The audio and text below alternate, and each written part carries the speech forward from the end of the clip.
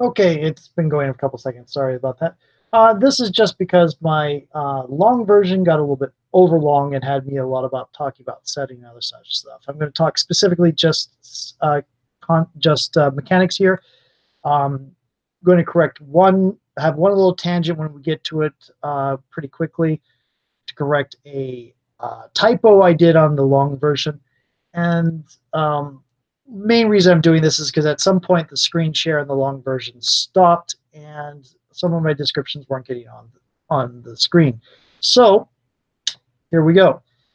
It's the first bit of character creation in Divine Blood 2nd Edition is very much like Fate Core, except for you can't get up to five fates. You are going to have the three. You're going to have three. You don't have to fill out all three. You need the high concept and the trouble. The other aspect, you can fill in on along the way. You can get a fourth aspect and a fifth aspect through experience points if you were playing a full campaign. The the high concept for this is blessedly lucky middle school student. The trouble is diving in the deep zone. Now, what I typed in the other one was diving in the deep one, which has a considerably different implication of not particularly PG-13 matter, and probably would have offended several Lemurians within the setting in not so nice ways.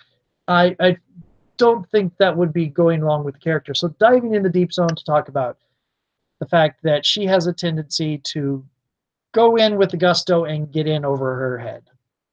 Okay, plucky determination for the third aspect.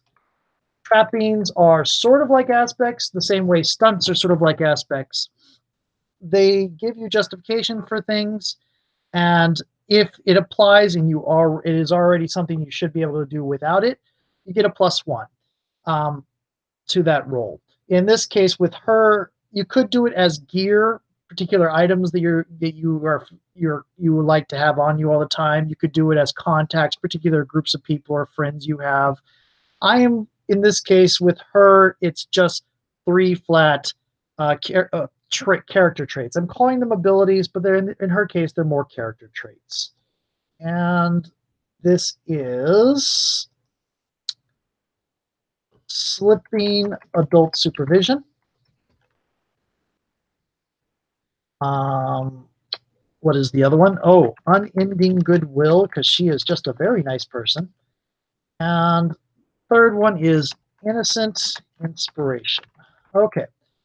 Now, down here is where we get a little bit different from Fate Core. And a little bit different from Strands of Fate. So you have 7 points to split between categories. You have 2 points to put in specific stats. They are going to be listed differently because what it is if it is something that you are good at, or you have a aspect justification for something that's something you are skilled at or competent at, then I would have you use one of these. If it is something that you could try to do but you're not particularly skilled at it, I will have you do one of these or one of these. And if it's something really unlikely, I haven't actually done this in playtest yet, but I've considered the option.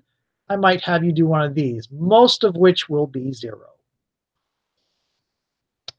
The maximum you can get in any one of these or any one of these is 2, which means the maximum any of these can be, don't move that, is 6. So we're going to do 1, 2, and 1. Physical is going to be 0. She's active but not particularly physical. Mental is going to be 1, and social is going to be 2. So body, the base body is going to be 1 plus 0, so 1. Proficiency is going to be 2 plus 0, so 2. And since this is going to be 1 plus 0, so 1. Forcefulness is going to be 2 because insight is 1 and mental is also 1. This is going to be 3. and this is going to be 2. Then charisma is going to be 3, deception is going to be 4, and empathy is going to be 3. Add to that, we get, I'm going to go ahead and bold this out to show that to remind myself that I've done it. And then we got 2 more. I'm going to put 1 in resourcefulness because she's kind of sneaky and flashy about that, kind of sneaky and clever about that. And I'm going to put 1 in charisma. So that raises the charisma to 4 because 2 plus 1 plus 1. And it raises resourcefulness to 3 because 1 plus 1 plus 1. And now we have clue. Okay. For stress, it's based on what categories you have. For physical, you start with 2, and for everything in the physical that is 3 or higher, you get an extra 1. She has 1, 2, and 1, so her physical stays at 2. Her mental is 2, 3, 3, however, so her mental goes to 4. Her social is 4, 4, 3, so that goes to 5. Her reputation is pretty secure. She is human, so her life force is called chi. It will be green in the unlikely situation that she ever manifests a visible life force. It will be green. But it's going to be based off of proficiency, which is 2, gives no bonus. Inspiration is 3, and resourcefulness is 3. So her chi is 4, so she has a reasonable resistance to psychic attack, spiritual attack, just on her nature. For stunts, I'm going to give her Red Chief's Revenge, +1 to mental actions when making life miserable for adults trying to capture or hold her. I'm going to add, nope, just going to leave it capture or hold her, not even just maliciously. She could do that to her parents or her teachers too. Okay, Amazing Luck is actually one that I am going to be trying out. It's on a success with style, which means you rolled 3 higher than you needed or more. When facing great odds, may trade in levels of success for boosts 1 for 1. Now, what great odds mean is that if she's in a fight with another middle school kid, this won't trigger. If she is trying to duck under a mobster's legs while he tries to gun her down with a machine gun or a Tommy gun or whatever, that would cover this. Okay. The last one is going to be an enhanced trapping, which is going to go on the unending goodwill, which upgrades it from just a trapping to a persistent aspect. Consequences are standard. There's going to be 1 for each category at each level. So there is 1 mild physical, 1 social, 1 mental mild, and 1 social mild, and 1 chi mild. She is unlikely to ever use her chi things unless somebody attacks her with life force attacks that do curses rather than direct damage. Not likely. I'm going to bold out the 2 just to remind myself that I did it. Okay, there we go. Now that is the character completed. All that's left is to put the characteristics down. Now what the differences are here is the honesty track is for like the brute force method.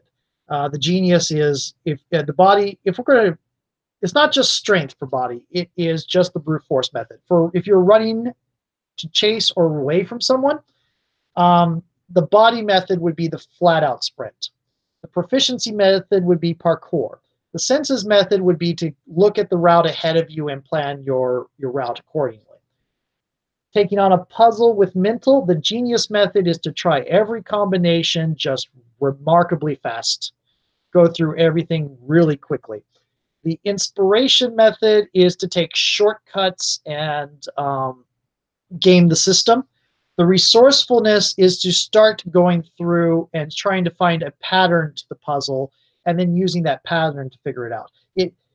The difference between the inspirations and the resourcefulness is you are analyzing what's there, and the inspiration is you are doing that blink of sudden epiphany. Now, genius might not be the most applicable description of this thing. These are still playtest conversations. For dealing with people, the charisma method is just the force of presence dealing with them.